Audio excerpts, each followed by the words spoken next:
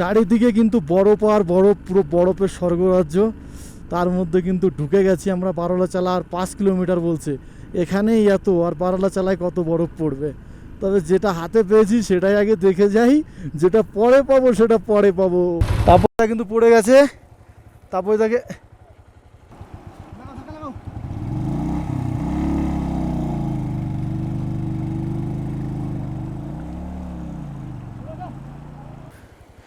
তো বারলাচালে যাওয়ার পথে কি ডেঞ্জারাস রাস্তা দেখো। এত ঠান্ডা, পুরো জমে গেছে, আমি আর কিছু করতে পারছি না। আমি তোমাদেরকে এখন একটা জিনিসই দেখাবো, সেটা হচ্ছে গ্লেসিয়ার আইস। এই হচ্ছে অটল টানেল, সবাই এখানে সেলফি ছবি। এটা আমার কাছে একটা স্বপ্ন ছিল যে একদিন অটল টানেল ক্রস করব।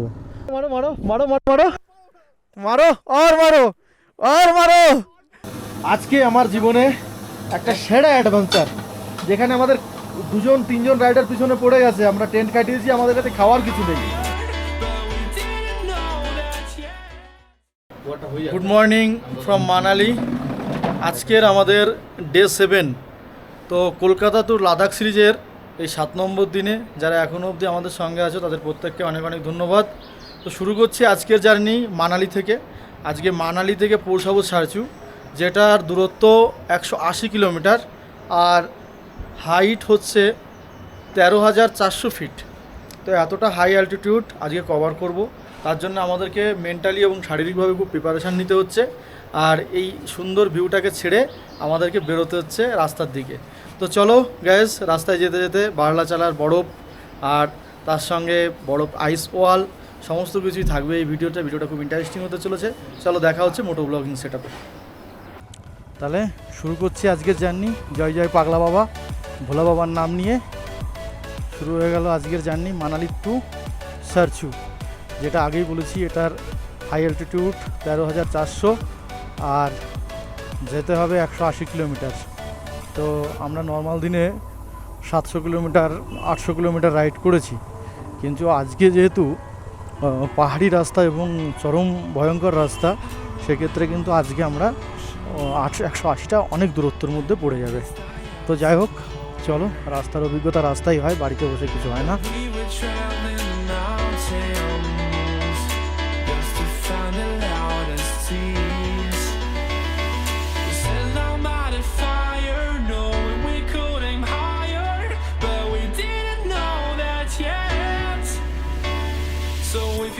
Something to hold on to, gotta find it first. But here I am, 'cause I've been laying under palm trees, waiting for the summer, knowing there's nowhere to go. 'Cause I am happy on this island, wanna be my funland, I don't ever want to leave. এখন দাঁড়িয়ে আছি অটল টানেলের মুখে। ওই যে হচ্ছে অটল tunnel. আর এইখানে তাপসদা তার বাইকের জারিকানে যা তেল ছিল, তেলটা কিন্তু এখান থেকে ঢেলে নিয়েছে, কেননা বাইকে জারিকান নিয়ে অটল টানেল ক্রস করতে দেয় না।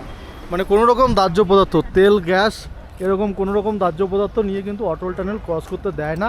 সেই জন্য ওই যে অটল টানেল, আর এখানে আমরা আমাদের গাড়ির জারিকান ক্লিয়ার করলাম। এই যে আমার বাইক দাঁড়িয়ে আছে এই দিকটাতে, আর এখান থেকে আমরা এখন অটল টানেল ক্রস করব।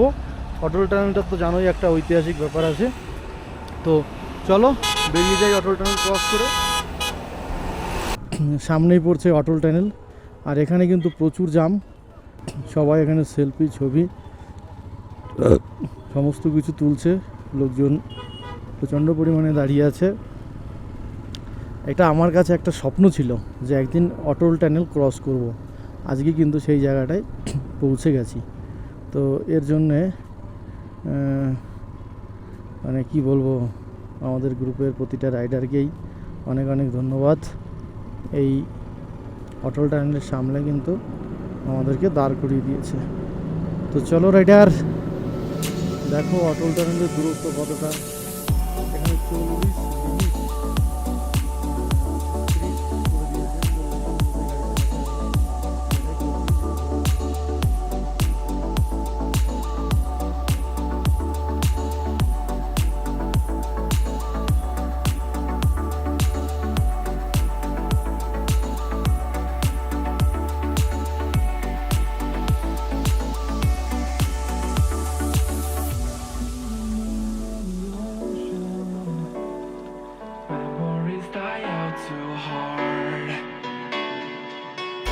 we were traveling the mountains just to find the loudest tears. We sat down by the fire, knowing we could aim higher, but we didn't know that yet. So if you want something to hold on to, gotta find it first. But here I am, 'cause I've been laying under palm trees waiting for the sun. Atal tunnel পার করেই কিন্তু এখানে একটা ticket counter. আমি জানি না বাইকের ticket লাগবে কি না। বাইকের টিকিট লাগবে নাকি এখানে ভাইয়া? টু হুইলার্স 50 টাকা। ও চলো, বাইকের টিকিট লাগবে। এখান থেকে 50 টাকার টিকিট করে নিয়ে বেরিয়ে পড়লাম কিন্তু রাস্তায়। শুরুতেই 50 টাকা অটল টানেল পার করলাম। তাহলে একটা জিনিস কি বোঝা গেল, অটল টানেল পার করে কিন্তু 50 টাকা দিয়ে তোমাকে টিকিট কাটতে হবে। এটা টু হুইলার্সের জন্য কাটতে হবে। এটা ভেবো না যে অনলি 4 হুইলার্স। আর এই টিকিটটা সঙ্গে করে গুছিয়ে রাখবে, আগে দেখতে পারে, আমাকে সেরকমই বললো। তো চলো। ওফ, কি লোকেশানে বস! এটার জন্যই তো বাইক নিয়ে আসা। দেখো বরফ কিন্তু দেখে ফেলেছি হাতের মাথায়, হাতের মুঠোতে যেন বরফখানি, একটু ধরে দাও দাসিনী। ওই দেখা যায় দেখো চাঁদের আলো, পাহাড়ের চূড়া টেকে আগলে রাখে। আমি চলে যাই লাদাখে, আমি চলে যাই লাদাখে। তো পুরো ট্রিপটাতে এরকমই আমার আধ খাপচা গান থাকবে, যখন যেটা মনে হবে তখন সেটা গেয়ে নেবো। সারচু যাওয়ার পথের রাস্তাটা এত সুন্দর। দেখো একটা জিনিস, এর আগে তোমাদেরকে সিকিমের ভিডিও দেখিয়েছিলাম। সিকিমে কিন্তু এই সমতল লেভেলের রাস্তাটা খুব কম পাবে। এখানে সমতল লেভেলের রাস্তাটা বেশি এবং আস্তে আস্তে করে তোমাকে ওপরে তুলছে। আর সিকিমে কি হচ্ছে, ডিরেক্ট খাড়াই রাস্তাটা বেশি, একদম এভাবে উঠে যাচ্ছে।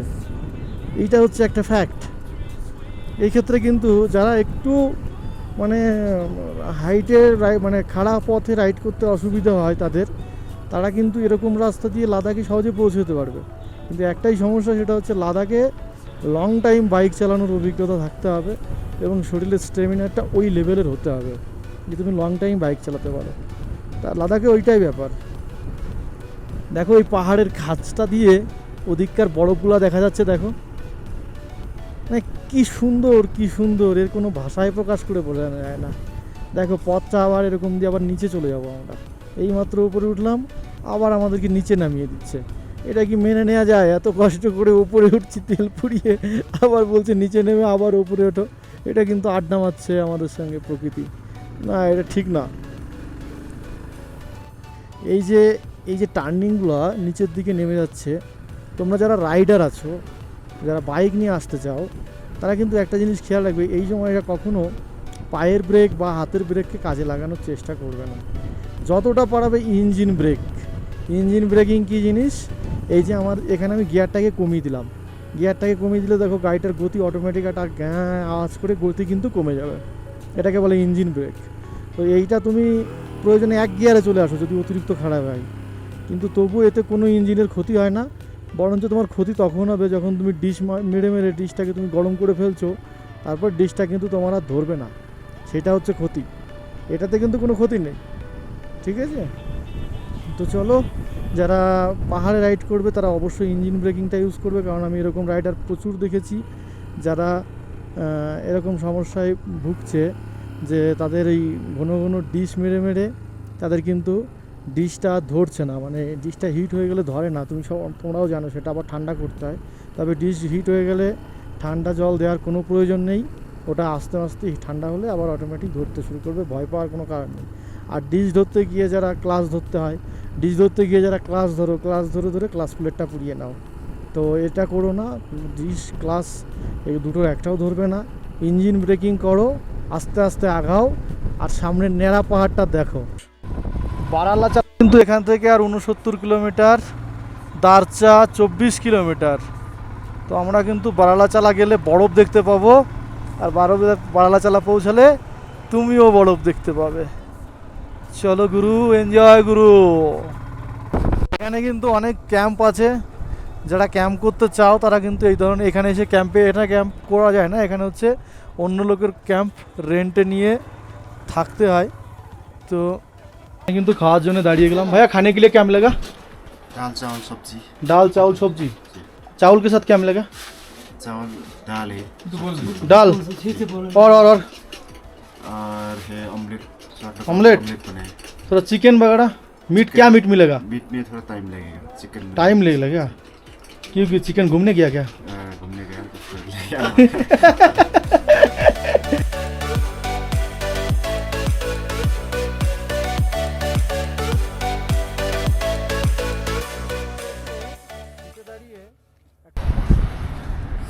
বেশ কিছুটা রাইড করতে করতে জিসপার পরে এসে দাঁড়িয়ে গেলাম।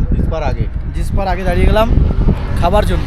এখানে নিয়েছি আমরা ডিম ফ্রাই আর ডাল, ভেন্ডি ভাজা, থালি সিস্টেমে। এই কত করে নিল? 160 টাকা। 160 টাকা করে। আর এই ডিমটা যেটাকে বলে থালি সিস্টেম, মানে পেট চুক্তি যত খেতে পারো। আর ডিমটা হচ্ছে 25 টাকা। যে মুরগিটা ঘুরতে গেছিলো তার ডিমটা দেয়নি, যে রয়েছে সেটা বেজে দিল। তো এই লোকেশনটা একবার দেখে নাও। যে জায়গাটায় আমরা আছি ঠিক এইখানে আমরা খেতে বসেছি। আর সামনেটা এরকম পাহাড়, ওই দিকটার পাহাড়ে প্রচুর বরফ পড়ে আছে, এই দিকটা ন্যাড়াবুড়া, আর এই দিকটাতে একটু একটু গাছ। বাদিকি রাইডাররা এই পাশে বসে গেছে, মৈনাকদা, প্রদীপ্তদা। আর এদিকে টেন্ট আছে, চাইলে তোমরা টেন্টও ভাড়া নিতে পারো। এই যে পাহাড়, আর ঠিক এইখানে দাঁড় করিয়ে রেখেছি আমাদের বাইকগুলোকে। ওফ কি নেচারে ভাই, পুরো পাগল হয়ে যাব। বারালা চালায় এখনও কিন্তু 21 কিলোমিটার, সারচু 53। দেখো ভাই এদিকটা দেখো, ঠান্ডায় কিন্তু আমার হাত পুরো কাঁপছে, মানে পুরো জমে গেছে, এত ঠান্ডা পুরো জমে গেছে। আমি আর কিছু করতে পারছি না। আমি তোমাদেরকে এখন একটা জিনিসই দেখাবো, সেটা হচ্ছে গ্লেসিয়ার আইস। দেখো আইসের ওয়াল, আইসের ওয়াল। এটা কিন্তু আমি ভিডিওতে অনেক দেখেছিলাম, আজকে কিন্তু আমার কপালে এই জিনিসটা দেখা হলো। এই দেখো আইসের ওয়াল, এখান থেকে কিন্তু বরফ তুলতে পারো।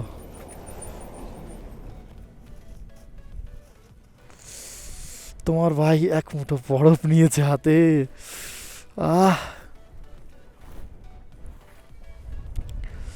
একে বলে গ্লেসিয়ার আইস। এই দেখো গ্লেসিয়ার আইস কেমন হয়।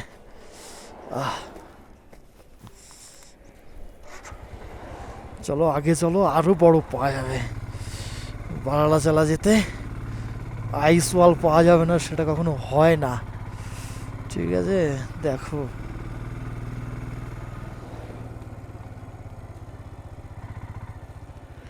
মারো মারো মারো মারো মারো মারো আর মারো আর মারো।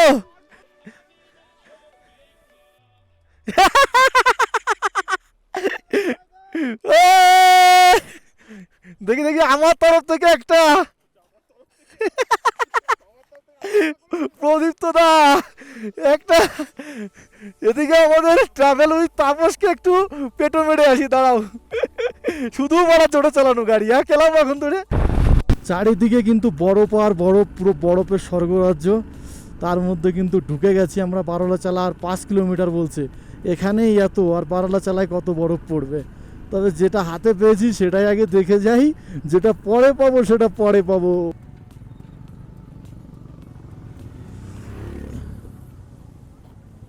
তো এখানে কিন্তু প্রচণ্ড পরিমাণে একটা ওয়াটার ক্রসিং হয়ে গেছে।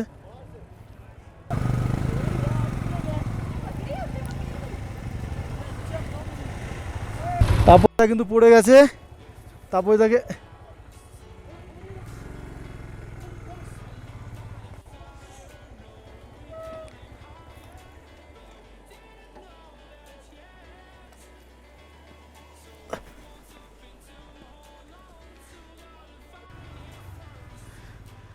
আমি কিন্তু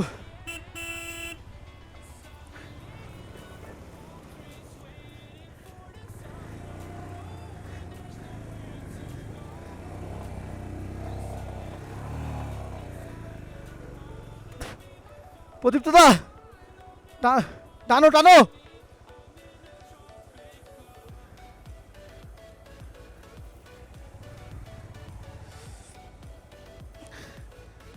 নামতে হবে আমাকে।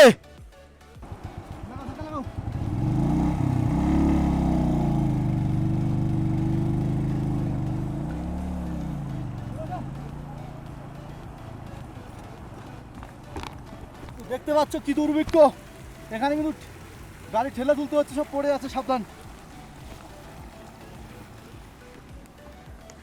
সবাইকে বের করে দিয়ে এবার কিন্তু আমার পালা, কি হবে জানি না। জয় জয় ভুগলা বাবা, জয় জয় পাগলা বাবা, রক্ষা করিস বাবা।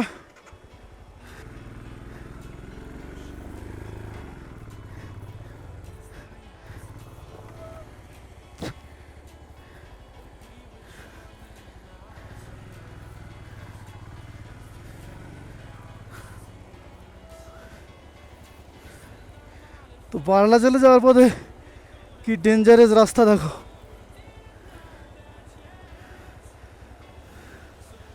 বাদ ওদিকে ভগবান আমাকে এত হাইট শট দিয়েছে, আর তার সঙ্গে সঙ্গে আমার জীবনেই সব থেকে বেশি শখ। Cause I am happy on this island, wanna be my fatherland. I don't ever want to leave, I'm in a tropic club.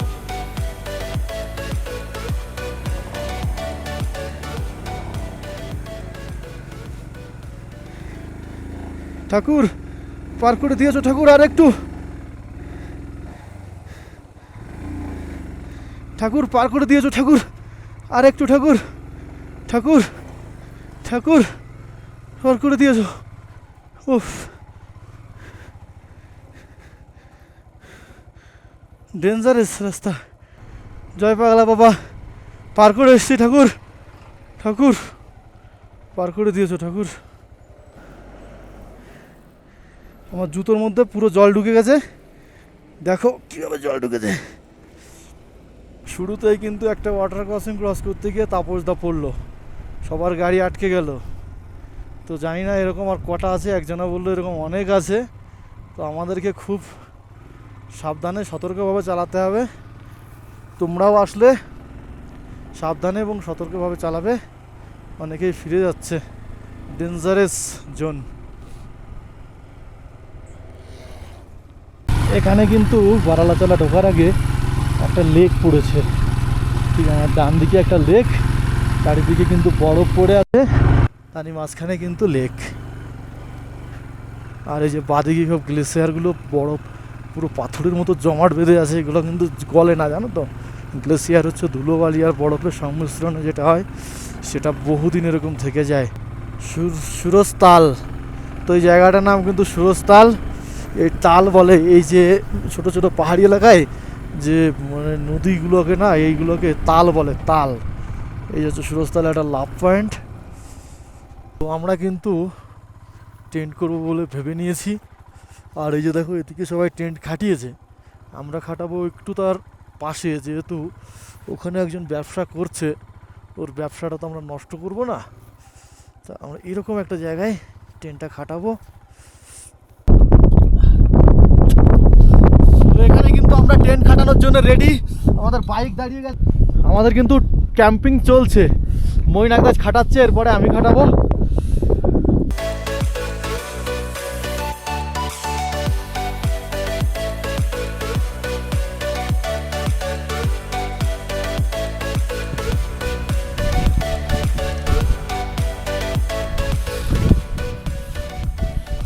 এই আমার টেন্ট, অবশেষে ফাইনালি টেন্ট খাটালাম লাদাখ সিরিজে এসে। একটা খতরনাক অ্যাডভেঞ্চারের মুখে পড়েছি। তাপসদা এবং মাস্টারদা বলছি না, সরি, প্রদীপ্তদা হারিয়ে গেছে আমাদের থেকে। আমরা ওইখানে খাটিয়েছি টেন্ট, আর এইদিকে কিন্তু আমাদের কোনো খাবার নেই, কারণ গ্যাস রয়েছে প্রদীপ্তদার কাছে। আর আমরা ওই টেন্টগুলোতে খাবারের জন্য যাচ্ছি, দেখি একটু খাবার পাওয়া যায় কিনা। আজকে আমার জীবনে একটা সেরা অ্যাডভেঞ্চার, যেখানে আমাদের 2-3জন রাইডার পিছনে পড়ে গেছে। আমরা টেন্ট কাটিয়েছি, আমাদের কাছে খাওয়ার কিছু নেই, 2জন রাইডার না খেয়ে ঘুমিয়ে পড়েছে। আমি পাশে খুঁজতে খুঁজতে আসলাম, আমি আলাদা করে টেন্ট লাগিয়েছিলাম, তবুও এনাদেরকে বলে আমি 2-3টে রুটি এখান থেকে খাচ্ছি, তারপরে আমি টেন্টে গিয়ে শুয়ে পড়বো। আমার বাকিরা কিন্তু কেউ খাচ্ছে না। সব থেকে বড় টেনশনের বিষয়, তাপসদা আর প্রদীপ্তদাকে, নাড়ুকে কিন্তু এখনো আমরা পাইনি। কি খবর আমরা জানি না, খুব টেনশনে আছি সবাই। তো গাইজ এখন বাজে রাত্রি 10টা। আমরা কিন্তু টেন্ট খাটিয়েছি, কিন্তু আমাদের খাবার দাবার অন্য রাইডারের কাছে ছিল, আমরা খেতে পাইনি। পাশে যারা ক্যাম্প করে, মানে প্রফেশনাল ক্যাম্প ভাড়া দেয়, ওদের কাছে গিয়ে বলে কটা রুটি খেয়ে এসেছি। কটা রুটি, একটু পায়েস, আর খেয়েছি হচ্ছে পায়েস। দুটো রুটি খেলাম, পায়েস খেলাম, একটা চা খেলাম ঠান্ডায়, খুব ভালো লাগলো। তো আজকের অভিজ্ঞতাটা আমাদের কাছে খুব ভয়ানক, কারণ আমাদের দুজন রাইডারকে আমরা খুঁজে পাইনি, ওরা কোথায় আছে আমরা জানি না। তো আজকের এই 7ম দিনের ভিডিও এই পর্যন্তই। গুড নাইট, দেখা হচ্ছে কালকে নতুন ব্লগে।